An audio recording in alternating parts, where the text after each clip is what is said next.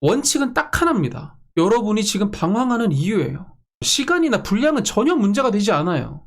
1000시간을 공부해도 100권의 문제집을 풀어도 머리에 남을 리가 없습니다. 나는 7등급을 경험해봤잖아. 안녕하세요 여러분, 도영구입니다. 오늘은 수학이 아닌 공부 방법에 대한 이야기를 좀 해볼까 합니다.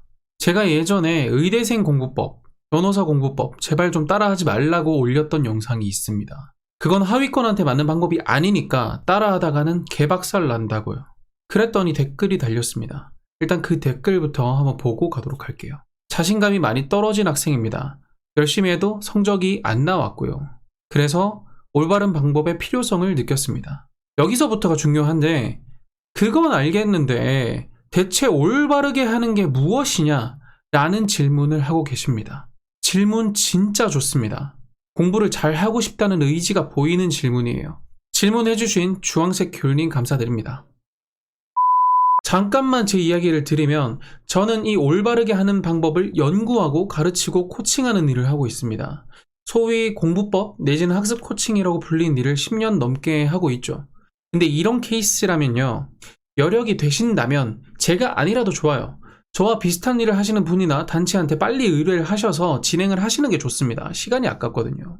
뭐 업체에 따라 다르겠지만 옆에서 관리를 해드릴 겁니다. 새길로 빠지면 빠지지 않게 잡아드리고, 이상한 공부를 하고 있으면 그거 의미 없으니까 다른 거 하라고 말씀드릴 겁니다. 근데 주의할 점은요, 잘 모르면서 아는 척하는 분들이 진짜 엄청나게 많아요. 컨설팅 해준답시고 학원 추천해주는 무지몽매한 업체도 많고요.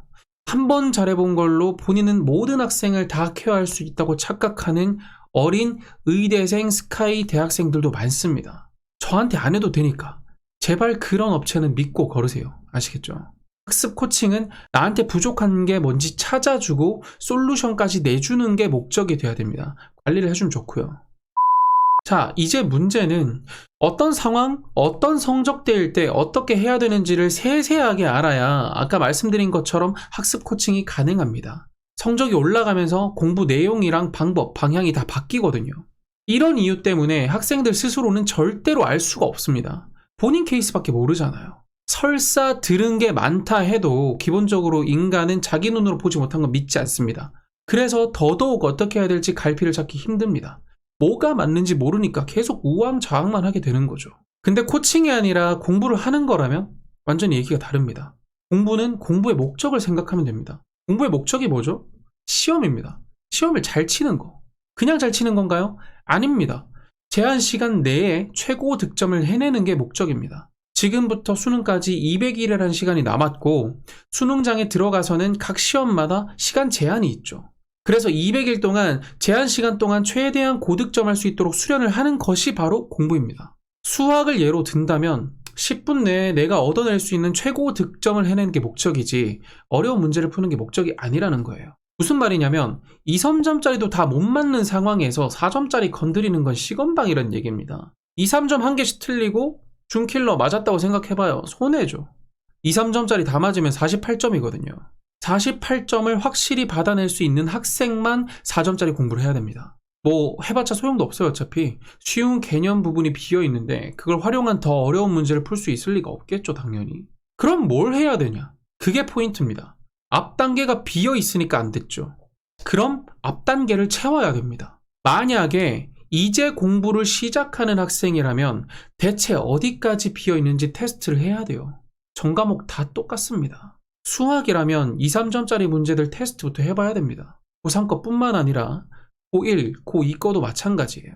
내가 모르는 게 뭔지부터 알아내야 됩니다. 그 다음 앞 단계를 채워가는 것부터 시작해서 차근차근 공부를 하셔야 됩니다.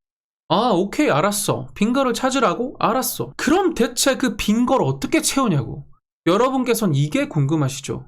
원칙은 딱 하나입니다. 여러분이 지금 방황하는 이유예요. 공부한 부분에서는 모르는 게 없어야 됩니다. 불도저 지나가면 땅이 평평해지죠, 그죠? 공부한 부분에 대해서는 그 정도로 짓밟고 지나가야 돼요. 근데 대부분 어떻게 하시죠? 애매하게 하고 넘어가죠. 몰라도 그냥 지나가시잖아요. 그러니까 그렇게 된 겁니다. 이해가 안 되면 그냥 넘어가지 말고 제발 좀 물고 늘어지라고요. 그게 단 하나의 원칙입니다. 공부한 부분이 있겠죠. 몇 페이지부터 몇 페이지까지. 그럼 그 부분이 이해가 완벽히 됐는지, 암기가 됐는지, 문제에 적용이 되는지 이거 세 가지를 체크해 보시면 됩니다. 만약에 여러분이 이거 세 가지를 확실히 할 수 있다? 그러면 된 겁니다. 이걸 백지정리라고 하죠. 그거 할 수 있으면 돼요. 이게 기본이고 시작입니다. 이걸 할 수 있으면 사실 그 다음 단계는 자연스럽게 뭘 해야 될지 생각이 날 수밖에 없어요. 왜 그러냐면 한번 생각을 해보세요. 이제 2, 3점짜리는 풀 수 있게 됐네. 그러면 이거보다 조금 더 어려운 문제를 풀려면 어떻게 해야 될까? 이런 생각을 할 수밖에 없습니다. 자연스럽게 그게 수순이에요. 이게 올바른 공부법이고 공부의 순서입니다. 그래서 미리 공부를 했던 상위권들은 딱히 공부법에 대한 의문을 가지지 않는 거예요. 하위권이나 공부법에 대한 관심을 가지죠. 근데 주의할 점이 이게 쉽냐? 그렇진 않습니다. 생각보다 굉장히 귀찮아요. 절대 어렵진 않은데 귀찮습니다. 왜? 놀고 있던 당신의 머리를 써야 되니까요. 평소에 했던 것처럼 학원에 가서 앉아있기만 하고 인간 커리를 그저 따라만 가고 그럴 때는 머리 안 써도 됐는데 이건 머리를 써야 됩니다. 그럼 뭐가 잘못된 거냐? 제가 말씀드린 이 공부법이 잘못된 거냐? 아니면 커리나 학원이 잘못된 거냐? 아닙니다. 생각 없이 앉아만 있었던 여러분들의 자세가 잘못된 거예요. 머리를 안 쓴 게 문제라고요. 그래서 성적이 안 올랐던 겁니다. 생각을 안 하니까 문제를 못 푼 거예요. 만약에 이런 앞부분을 채우는 과정이나 생각하는 습관이 없잖아요. 그렇다면 문제풀이 양, 프로세스, 실전 연습, 공부 시간, 정리 방법 이런 얘기들요. 다 의미 없습니다. 1000시간을 공부해도 100권의 문제집을 풀어도 머리에 남을 리가 없습니다. 생각을 할 줄 모른다면 시간이나 분량은 전혀 문제가 되지 않아요. 애초에 생각하지 않는 습관 자체가 문제라는 거죠. 그것만 고쳐보세요. 그럼 금방 괜찮아집니다. 물론 고치기 쉽진 않겠지만요. 하지만 그걸 고치는 게 공부의 과정인 겁니다. 그래서 올바른 공부란 지금 나한테 부족한 게 뭔지를 찾아내기 위해서 생각하는 것부터 시작을 한다는 거죠. 그 다음이 그걸 채우는 거고요. 부탁인데 이 영상을 보신 분이라면 본인에 대한 생각 없이 친구들이 하라는 대로 또는 인터넷에 나와 있는 대로 제발 그렇게 좀 하지 마세요.